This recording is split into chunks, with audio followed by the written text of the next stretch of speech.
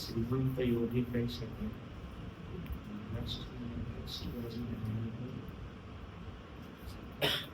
છત્રપતિ શિવાજી મહારાજનું નામ છત્રપતિ શિવાજી એવી પરંપરા છે, વિવેક છે, ખરેખર બહુ એવી સાધના છે. હકીકતમાં તમને કહું છું, મહારાજનું નામ એ કોઈ બોલી સિવા એવું બોલી શકે નહીં. બોલવું જોઈએ જે બોલે એ વ્યક્તિનો અનુભવ એ વાત સાચી છે. શિવાજી મહારાજનું નામ શ્રીમંત યોગી, યોગી ખરો પણ શ્રીમંત યોગી. શિવાજી મહારાજ જીવન એ સનાતન સંસ્કૃતિ માટે અર્પણ કર્યું.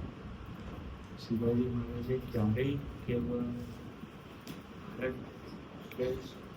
મહારાષ્ટ્રની ભૂમિ જ એ મારી ભૂમિ છે એવો વિચાર કર્યો. શિવાજી મહારાજની આપણે એવું રજૂઆત કે જેને 16 સાલની અંદરનો જે સંકલ્પ કર્યો અખંડ ભારતનો સંકલ્પ. નહીં તો શું કરવા શિવાજી મહારાજ ગામમાં ગયા પછી પેશવા છે પાણીપતનું યુદ્ધ કરવા મહારાષ્ટ્રમાંથી પાણીપતના યુદ્ધ સુધી ગયા. તમને એવું કે યુદ્ધ કરનારો માણસ એને તમે કેવી રીતે યોગી કહી શકો? અને શિવાજી મહારાજની જે પદ્ધતિ હતી તે કેવી હતી? ગોરીલા યુદ્ધ કરતા શિવાજી મહારાજ. ગોરીલા યુદ્ધ એટલે કેવું ખબર છે? કોઈને ખબર છે ગોરીલા યુદ્ધ એટલે? ખબર ન પડે, પાછળથી આવી અને તૂટી પડે, છુપાઈને યુદ્ધ કરે, એવું ગોરીલા યુદ્ધ કરતા. બીજી એક એ હતી કે શિવાજી મહારાજ સુરત લૂંટ્યું. એવી રીતે ઘણા બધા પ્રદેશો છે એ લૂંટ્યા, ત્યાં યુદ્ધ કર્યું નહીં, ત્યાં લૂંટ ચલાવી. અને એ લૂંટ ચલાવી અને એ જે બધો ખજાનો ભેગો થયો એ બધા ખજાનો સ્વરાજ્યના યુદ્ધ માટે જ્યાં જ્યાં વાપરવો પડ્યો ત્યાં વાપર્યો. કહેવાનો મારો અર્થ તમને એવું છે કે આપણા માટે શ્રી કૃષ્ણ પરમાત્મા કે ભગવાન સ્વામિનારાયણ, આપણે બધા રણછોડ કહીએ છીએ. જુનાગઢનું મંદિર તો મહારાજ ભાગો કે નવાબ આવશે એમ કરી નાઠા કેટલું બધું નાઠા મહારાજ. પછી સંતોએ મહારાજ કે પછી મહારાજ નાઠા તો સંતોને ભેળા નાહવું પડે. તે સ્વામીજી સંતોએ ભેળા પાછળ નાઠા. પછી થાકે મહારાજ તો હું યોગ ખરા કરે તે મહારાજને થાક ન લાગે. પછી તો સંતો પણ થાક્યા. તે મહારાજ ને સંતો કે મહારાજ આપ કેમ ના આવો છો? નવાબ આપની પાછળ પડે છે. મહારાજ આપ તો પૂરો પુરુષોત્તમ નાને જ કહેવાઓ. આવા તો કેટલા નવાબો આયા ને ગયા. તો કે હા નહીં કે તો હું ભૂલી ગયો. તો કે ચાલો પાછા. તો કે ચાલો પાછા. ને પછી ત્યાં જઈને મૂર્તિઓ પધરાવી. તો આવા ચરિત્ર કરે તો આપણને તો આ ચરિત્રમાં જો આનંદ આવ્યો ને, પણ જેને એની અંદર નિર્દોષ બુદ્ધિ ના રાખી હોય એવું થાય. એ જેને ધર્મની ધુરા ધારણ કરી છે. સ્વરાજ્યને અમારે એ કહ્યું છે કે સ્વરાજ્યના જે 4 સ્તંભ હતા એમાં હિન્દુ ધર્મનું પ્રતિષ્ઠાન થયું જેવું છે. નવો ધર્મ સ્થાપવો એવું કઈ હતું નહીં, પણ હિન્દુ ધર્મની પ્રતિષ્ઠા ફરી. આપણને ખબર છે કે હમણાં વચ્ચે એક એ નીકળ્યું હતું કે ગર્વ સે કહો હિન્દુ. તો એ ગર્વ સે કહો હમ હિન્દુ એનો શું અર્થ? કે આપણે કોઈ જગ્યાએ કહેવામાં મૂંઝાતા હતા, આપણને શરમ આવતી હતી, આપણે થોડુંક નમાલા રાખતા હતા. કારણ કે એક વિશ્વભરમાં એક એ થઈ ગયો છે કે હિન્દુસ્તાન એટલે મદારીઓનો દેશ. એવી બધી વાતો બધી તમને ખબર છે ને. બહાર આપણા બધા બી બોલે છે કે ઇન્ડિયા તો જેથી ગયા હોય ને ત્યાં ઇન્ડિયામાં નામ આવે એથી જ ગયા હોય.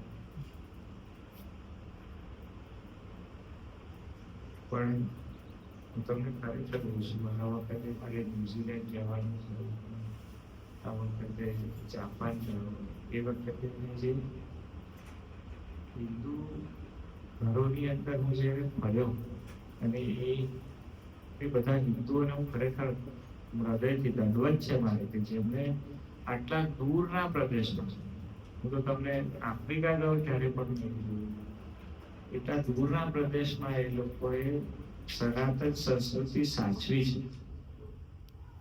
બહુ એટલે એ બધાને કારણે હું આજે તમને કહું છું, સારું દેખાડવા સારું કહું છું એવી કોઈ વાત નથી. મેં ત્યાંની સભામાં એવું કહ્યું હતું કે તમને બધાને દંડવત છે. કારણ કે આખો પ્રદેશ બદલાઈ જાય, રેડી કરણી બદલાઈ જાય, ખાવા પીવાનું બદલાઈ જાય, અને ત્યાં તમને પાણીપુરી મળે, અને ત્યાં તમને મસાલા ઢોસા મળે. તમને બહુ સાચું કહું છું. આ તમને એવું થશે કે સ્વામી આપણે તો બધા નિસ્વાદી થવાનું છે, તમે ક્યાં વાત કરો છો? પણ તમને તમારા પ્રદેશનું ખાવાનું ગૌરવ હોય ને, એ પણ બહુ મોટી વાત છે. નહીં તો પ્રજા ક્યાંની ક્યાં જતી હતી. પ્રજાનો પહેરવેશ, પ્રજાનું ભોજન, પ્રજાના ઘરેણાં, આ બધું જે છે એ પ્રજાને સાચવે છે. ખરેખર કહું છું, આ તો દરેક પ્રદેશમાં ફરવાનું હોય એટલે એ જ્યાં જ્યાં જઈએ ત્યાંના હરિભક્તો આપણને એ કરે, આપણને અચરજ થાય. તમે વિરુના ઘરે ગયા તે લક્ષ્મીજી મહારાજથી આવી છે, તો તમે રસ ને રોટલી ખાધી હોય, બરોબર? એને સેવૈયા હોય ને, સેવૈયા એ રસ નવી આઈટમ કે અમારા મહારાષ્ટ્રમાં તો આવું જ ચાલે. મહારાષ્ટ્રની પૂરણપોળી વખણાય, શ્રીખંડ વખણાય, ગ્રોસરી જાય મહારાષ્ટ્ર હાંડો હાંડો ભરીને થઈ જાય.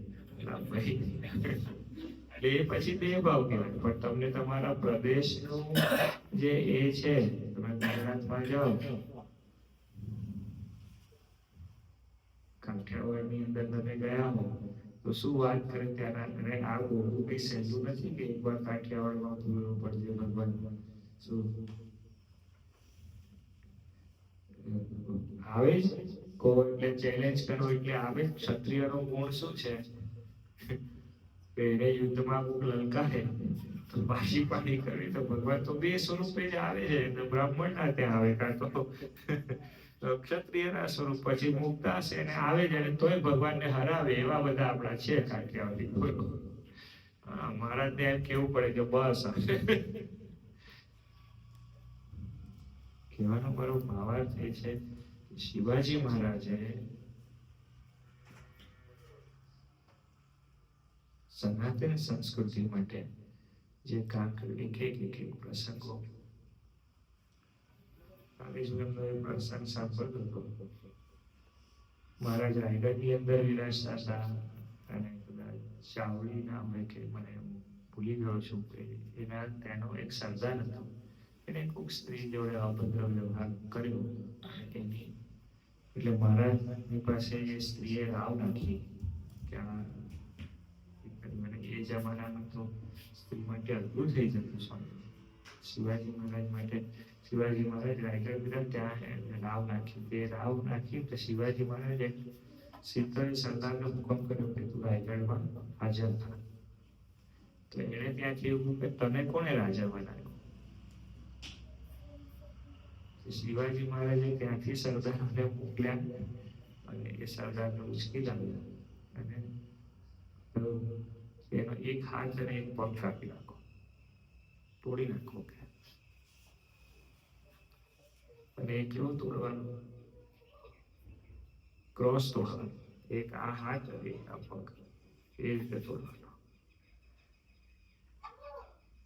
અને પછી કે એને છે ને તોડી નાખવાનું, પછી એને જીવતો રહેવાનું, મારવાનું નહીં. અને પછી એને રોજ સવારે ગામનું જે પાંદર હોય ત્યાં ઉછકી લાવી બેહાડો અને હાંજ પડે તો એને ઘરે લઈ જવાનું. કે સ્વરાજ્યમાં એવું ખબર હોવી જોઈએ કે મા બેનની આબરૂ જોડે જે રમે એની શું સ્થિતિ થવી જોઈએ એ ખબર પડવી જોઈએ. એવું શિવાજી મહારાજ જે હતું. દંડનો જે પ્રાવધાન છે એ સિવાય શિવાજી મહારાજે એવા વ્યક્તિ હતા સૌ પ્રથમ પોતાના એની અંદર 8 મંત્રીમંડળની અંદર મંત્રીઓ પ્રધાનો રાખ્યા. શિવાજી મહારાજ એવા પુરુષ હતા કે જેને સૌથી પહેલું નૌકા. હું તમને આ બધી નાની, કારણ કે શિવાજી મહારાજ તો પાછું વક્તૃત્વ કહેવા જવાનું હોય એનું, એટલે એના માટે ખરેખર એક માહોલ જોઈએ, એક દિવ્યતા જોઈએ. કારણ કે હું તમને કહું છું શ્રીમંત યોગી, આપણે આ ટાઇટલ સાથે જો શિવાજી મહારાજને સમજીએ ને તો શિવાજી મહારાજને સમજી શકાય. એ તો આપણે જો ખાલી એક યોદ્ધા કે ક્ષત્રિય એ રીતે જોવા જઈએ, રાજનેતા તરીકે જોવા જઈએ તો કદાચ એ આખી છાપ અલગ ઊભી થઈ જાય. પણ ખરેખર જે રૈયતનો જે વિચાર કરીને જેને કારણ કે સંભાજી મહારાજને જયારે પૂછવામાં ઔરંગઝેબે પૂછેલો પ્રશ્ન છે ને, અને આ મૂવીમાં આવ્યો એટલે એવું નથી, પણ ઔરંગઝેબે સંભાજી મહારાજને પ્રશ્ન પૂછ્યો સ્વરાજ્ય શું છે? સંભાજી મહારાજે કહ્યું કે પ્રજાનું જે રાજ્ય છે એ સ્વરાજ્ય છે. એ જે રાજ્ય છે એના રક્ષણ ના કરનાર જે અમે છીએ, એ જે સંરક્ષકો છે, અમે એના જે ચોકીદાર છીએ, અમે છે. અમે રાજા નથી, અમે સેવક છીએ. આ સંભાજી મહારાજે આપેલો. આ શિવાજી મહારાજે તો એ ગળથુથીમાં નાખ્યું હશે. કહેવાનું ભારતની ભૂમિ ઉપર એવા પુણ્ય તીર્થો છે. ખરેખર તમને હૃદયથી કહું છું કે ભારતની ભૂમિ ઉપર વિચરણ કરતા હોઈએ તો એવા મહાપુરુષો આપણને મળી આવે. સાધુ સ્વરૂપે જોઈએ એવું કશું, પણ એ બધા કહેવાય સાધુ જ. કપડા એમના ગમે તે હોય પણ કહેવાય સાધુ જ. અને એની એમના દર્શન કરતા જો આપણને આવડે ને તો આપણું જીવન ધન્ય થાય. ખ્યાલ આવે ને? એ તો આપણને જો પેલી બાહ્ય દ્રષ્ટિ હોય ને તો પેલી ફરિયાદ કઈથી 64 તીર્થ લાવવાના. ભારતના તો ડગલે તીર્થો છે. અહીં અમારા કુંડેલામાં કુંડેશ્વર માંડ્યું છે, એ પાંડવો આવ્યા હતા. તમે મહારાષ્ટ્રમાં જાઓ એટલે પાંડવો આવ્યા. અહીં આપણે પેલું પેલા કયા હનુમાનજી છે પાવાગઢ પાસે જળ હનુમાન, પાંડવો આવ્યા. તીર્થે ડગલે તીર્થ છે. આ મારા જાનક પાસે કોઈ નદી છે, બોલ ના મને યાદ નહીં અત્યારે છે. તો રવિભાઈ એની એ વાત કરતા હતા અહીં પાંડવમાં મહારાષ્ટ્રમાં મારું જે ગામ છે તો કેટલું ઊંચું પર્વત ઉપર છે તો ત્યાં એક મંદિર છે ગણપતિનું ત્યાં પાંડવો એટલે 5000 વર્ષ થઈ ગયા અને હજુ બી આપણે દાદી હોય ને દાદી એના સાસુનો ફોટો આપણા ઘરમાં ના મળે પણ કોના ઘરમાં છે દાદાના પપ્પાનો ફોટો કોઈના ઘરમાં હોય તો ના મળે છે અને છતાં બી આપણે જેને આપણે આપણા વડવાઓ માન્યા છે કે રામ અને કૃષ્ણ છે પાંડવો છે આપણે એને સંભાળી છે આપણી ખરેખર બ્લડ લાઈન જે છે એ છે તો એમાં મહાન પુરુષો છે આપણે કોઈક વખત વિસ્તારથી આજે તો સમય થોડો ઘણો થઈ ગયો છે તો હું શ્રીમંત યોગી નામથી જો આપણે શિવાજી મહારાજને સમજીએ તો આપણને ખબર પડે અને બહુ એક વિશેષ તમને વાત કહું છું તો શિવાજી મહારાજનું ઘડતર એમના માતૃશ્રી કોણ જીજાભાઈએ કર્યું અને શિવાજી મહારાજના દીકરા સંભાજી મહારાજ હવે એમના પણ માતૃશ્રી નાની ઉંમરે ધામમાં ગયા એટલે પછી સંભાજી મહારાજનું ઘડતર પણ જીજાઓએ જ કરવાનું આવ્યું અને હું એવું કહું છું કે શિવાજી મહારાજના દીકરા ખરા પણ એમની જે ઉછેરવાની એ હતી ને એ જીજાઓની હતી અને એટલે સંભાજી મહારાજ આટલા બધા આમ શિવાજી મહારાજને બી એક વખત આવી જાય એવું એમની પ્રતિમા આપણે એવો આપણો વારસો છે આપણે ખૂબ દિવસ બેસીશું વાત કરીશું ધન્યતા છે ને એવા રાખીગઢની વાત તમે સાંભળો તો આપણને એવું થાય કે ધન્ય છે આ ભારતની ભૂમિ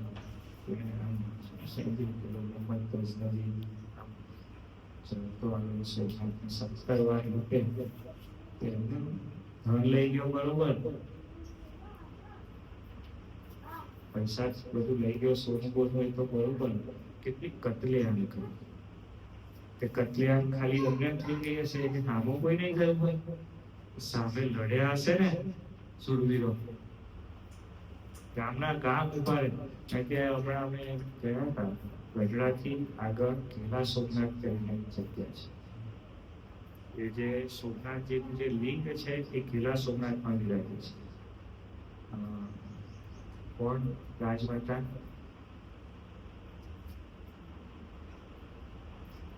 શું એમનું નામ કિલ્લા સોમનાથનું મંદિર બન્યું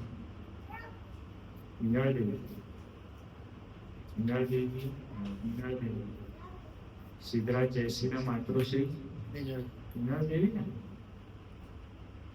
ભૂલ ના પડતી હતો ઈંગળદેવીએ ત્યાં કિલ્લા સોમનાથમાં એના 250 કિલોમીટર છે સોમનાથથી તો બ્રાહ્મણો હરિકૃષ્ણ મહારાજને પાલખીમાં વિરાજમાન કરી અને ત્યાંથી એ પાલખી લઈને નીકળ્યા 250 કિલોમીટર પછી ગયેલા સોમનાથમાં અને પ્રતિષ્ઠા કરી છે આજે પણ એ પ્રભાવી રીતે છે હમણાં જે સોમનાથમાં જે છે તો નવું છે પણ જો તીર્થનું મહાત્મ્ય છે આપણે કોઈ એને કમ્પેર નથી કરતા એ બધું ઠીક છે પણ એ દિવ્ય દર્શન આજે થાય છે કારણ કે ત્યાં બ્રાહ્મણો અને ક્ષત્રિયો એવા ભણાય ભારતની ભૂમિનો ઇતિહાસ જાણો કેવા સંતો છે એક સરસ પ્રકાર સ્વામીજી એમને એક દિવસ એવો ખાલી વિચાર થયો કે ખીર કાઢી છે વિચાર થયો કે ખીર કાઢી છે વિચાર થયો સવારે દાખલ બાકડ કરી ત્યાં અને ગામમાં ભગત હશે ને તેના ઘરે પહોંચે 2 ઘડા ખીર બની કે સારામાં સારી ખીર બનાય સારામાં સારી ખીર કે મને 2 ઘડા કે તું બનાય કે મારે ખાવી છે. પણ મહારાજ બે ઘડા કેમ? પછી તો ફરી બોલે એટલે સંતનું વચન તો બે ઘડા કહી તો બે ઘડા બનાવી દીધી. ઘડો સમજો ને, ગામડાનો ઘડો. હજુ તમે પાવાગઢ ચડીને જાઓ ને તો તમને માટલા દેખાશે. જોયા છે? હા, એ માટલાની વાત કરું. એટલું બધું ભગત ને બધું ભેગું કરતે કે મહારાજ આ એ ક્યારે આવશે? તો કે બસ આ બપોરના ભોજન ટાણે આવું છે. શું સ્વામી ભોજન ટાઈમે ગયા તો કે ખીર બનાવી દે કે હા મહારાજ તૈયાર છે. કે મોરી પાસે લઈ ગયો. મોરી સમજો ને, ચોકડી, હા, ચોકડી પાસે લઈ ગયા. કે મહારાજ જમવા અહીં પીવાનું ચોકડી પાસે કે ચોકડી પાસે લઈ આવ્યો તેને કહું.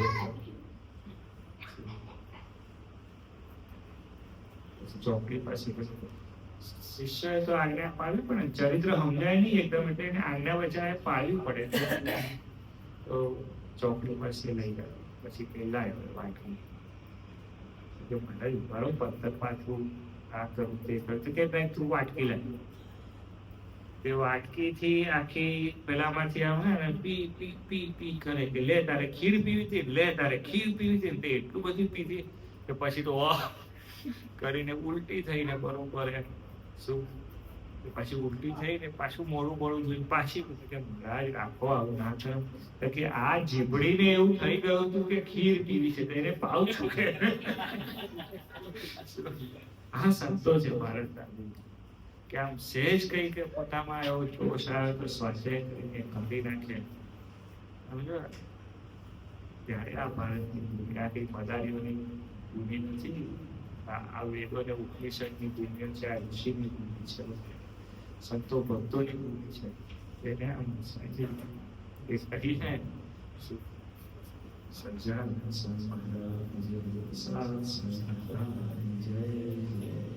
ગુરુ મહારાજની જય.